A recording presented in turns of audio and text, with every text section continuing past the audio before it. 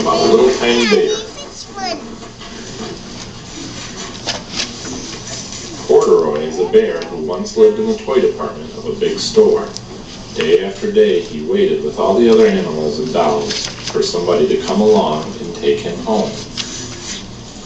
Okay, turn the page. The store was always filled with shoppers buying all sorts of things, but no one ever seemed to want a small bear in green overalls. Then one morning, a little girl stopped and looked straight into Corduroy's bright eyes.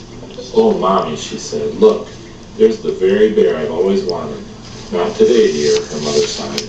"I spent too much already. Besides, he doesn't look me. He's lost a button to one of his shoulder straps." Turn the page. Corduroy watched them sadly as they walked away. "I didn't know I lost a button," he said to himself.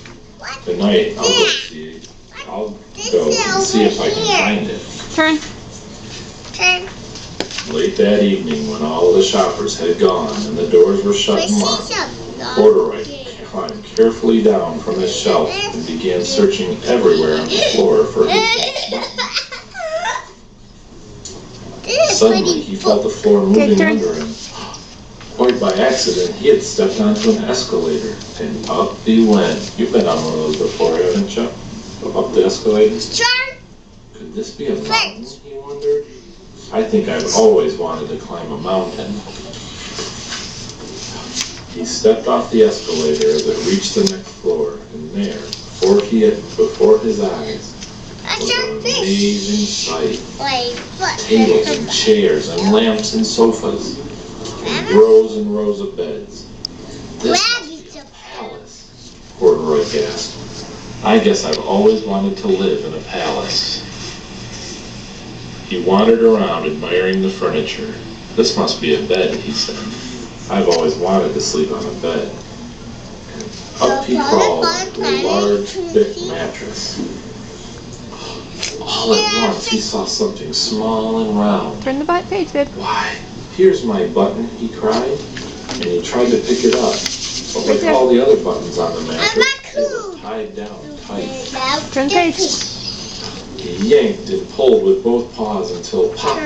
Off came the button, and off the mattress Corduroy toppled. Bang! Into a tall floor lamp.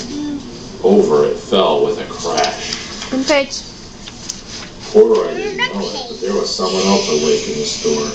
The night watchman was going on his rounds on the floor above.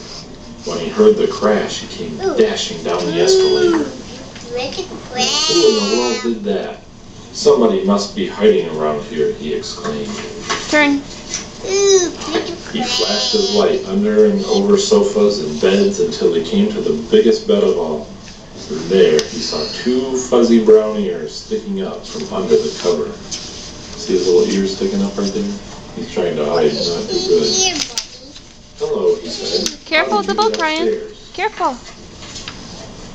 The watchman tucked Corduroy under his arm and carried him down the escalator. Turn the page, And Jimmy. sat him on the shelf in the toy department with the other animals and dolls. Corduroy was just waking up when the first customer came into the store in the morning. And there, looking at him with a wide, warm smile, was the same little girl he'd seen only the day before. "I'm Lisa," she said, "and you're going to be my very own bear. Last night I counted what I've saved in my piggy bank, and my mother said I could bring you home." Turn the page. "Shall I put him in a box for you?" the sales lady asked. "Oh, no, thank you," Lisa answered, and she carried Corduroy home in her arms. One more. She ran all the way up 4 flights of stairs into her family apartment and straight into her own room. 2 more, Emmy. Into the Corduroy room. blinked. The There page was with a her bedroom. chair and a chest of drawers, and alongside a girl-sized bed stood a little bed, just the right size for him. The room was small, nothing like that enormous palace in the department store. "This must be home," he said. "I know I've always wanted a home." Lisa sat down with Corduroy on her lap and began to sew buttons on his overalls. "I like you the way you are," she said, "but you'll be more comfortable with your shoulder strap fastened." Okay, turn to the last page, Emmy. "You must be a friend," said Corduroy. "I've always wanted a friend." "Me too," said Lisa, and gave him a big hug. The end. See him looking for his button on the back? Is that a good book? You like that one? Daddy's almost out of time. Daddy'll have to do another one for you pretty soon, okay? I love you. You two be good, okay? Give me kisses. Bye, I love you.